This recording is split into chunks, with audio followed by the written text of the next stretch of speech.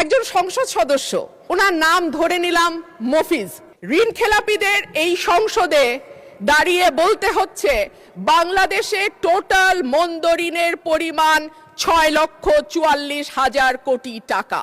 মাননীয় স্পিকার, যখন যেই সরকার ক্ষমতায় থাকে তারা আশা করে বিরোধী দল তাদের কিছুটা হলেও প্রশংসা করবে।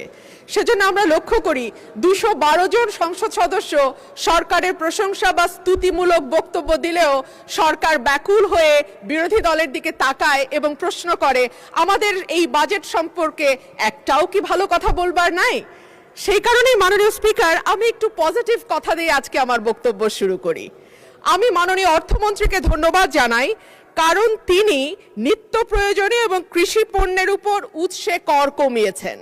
5%, 2% এবং 1% হারে যেটা উৎসে কর ছিল সেটাকে উনি 0.5% নামিয়ে এনেছেন, এবং যে কারণে চাল ডাল সহ যে নিত্য প্রয়োজনীয় দ্রব্য আমাদের কিনতে হয় সেগুলোর দাম কমবে বলেই আমি আশা রাখি। এইবার মাননীয় স্পিকার, আমি একটা গল্পে আসি। একজন সংসদ সদস্য, ওনার নাম ধরে নিলাম মফিজ, সেই বেচারার মাসে বেতন 1,76,000 টাকা। এর বাইরে তার কোনো গার্মেন্ট ব্যবসা নাই, তার কোনো ইয়াবা ব্যবসা নাই, তার কোনো অস্ত্রের ব্যবসা নাই, তার কোনো অবৈধ ব্যবসা নাই।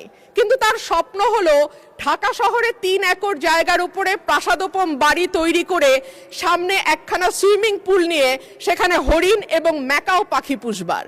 কিন্তু মাননীয় স্পিকার, তার এই 1,76,000 সৎ পয়সার টাকায় কি ঢাকা শহরে 3 একর জায়গায় প্রাসাদোপম বাড়ি মেনটেইন করা, তৈরি করা সম্ভব?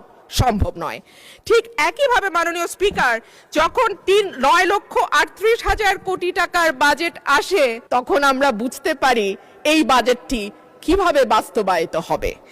এর মধ্যে মোট আয়ের লক্ষ্যমাত্রা ধরা হয়েছে 6,95,000 কোটি টাকা, ঘাটতি 2,43,000 কোটি টাকা। এনবিআর এর ঘাড়ে দেয়া হয়েছে 6,04,000 কোটি টাকা উত্তোলনের দায়, যেটা মোট আয়ের 86.9%। যদি 2025-26 অর্থ বছরের দিকে তাকাই মাননীয় স্পিকার, আমরা দেখব এপ্রিল পর্যন্ত 3,26,000 কোটি টাকার বেশি এনবিআর আদায় করতে পারে নাই। সেই এনবিআর কে যদি আমরা 3 লক্ষের দ্বিগুণ 6 লক্ষ কোটি টাকা আদায়ের দায় চাপিয়ে দেই, এনবিআর এর পক্ষে কি করে সেটা আদায় করা সম্ভব আমার মাথায় ঢুকে না। তাহলে যে 2,43,000 কোটি টাকার ঘাটতি বাজেট, এনবিআর যদি 6 লক্ষ কোটি টাকা তুলতে না পারে কর হিসেবে, সেই ঘাটতি আরো বাড়বে। আর ঘাটতি মেটানোর রাস্তা আছে মাত্র 2টা। ঋণ খেলাপিদের এই সংসদে দাঁড়িয়ে বলতে হচ্ছে বাংলাদেশে টোটাল মন্দ ঋণের পরিমাণ 6,44,000 কোটি টাকা।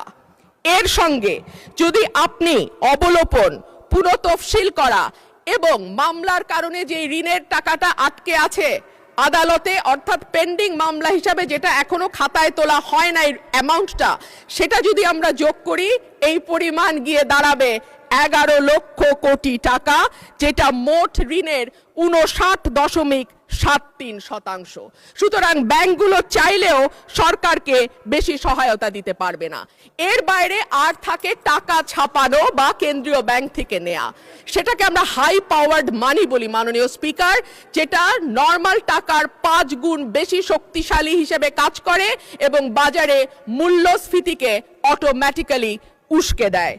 মাননীয় স্পিকার, এবার আসি বিদেশি ঋণের কথায়। বাংলাদেশে বর্তমান সরকারের বৈদেশিক ঋণের স্থিতি $78 বিলিয়ন, বা আর সরকারি বেসরকারি খাতের মিলিত বৈদেশিক ঋণের পরিমাণ $133 বিলিয়ন, যেখানে টোটাল জিডিপির পরিমাণ $510 বিলিয়ন।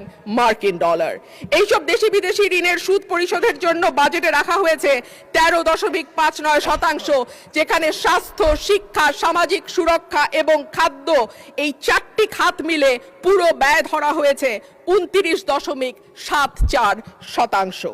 বিশ্বব্যাংক বা IMF যদি ঋণ দেয় তবে নিশ্চিতভাবেই শর্ত হবে কঠিন, তবে ঋণের সুদ হার হবে কম এবং লম্বা সময় ধরে পরিশোধের সুযোগ থাকবে। কিন্তু IMF বা বিশ্বব্যাংক যদি লোন না দেয় তাহলে মাননীয় স্পিকার অন্য দেশ থেকে, যেমন চীন থেকে যদি আমরা ঋণ নেই, আমাদের সুদের হার হবে উচ্চ এবং দ্রুত সময়ে পরিশোধের চাপ থাকবে। সুতরাং বাজেট ঘাটতি মেটাতে 1,09,000 কোটি টাকার ওপরে যে বৈদেশিক ঋণ আর 1,12,000 কোটি টাকার দেশীয় ব্যাংক খাত থেকে ঋণের যে লক্ষ্যমাত্রা ধরা হয়েছে সেটা কতটুকু উপযোগী অর্থমন্ত্রী নিশ্চয়ই ভেবে দেখবেন।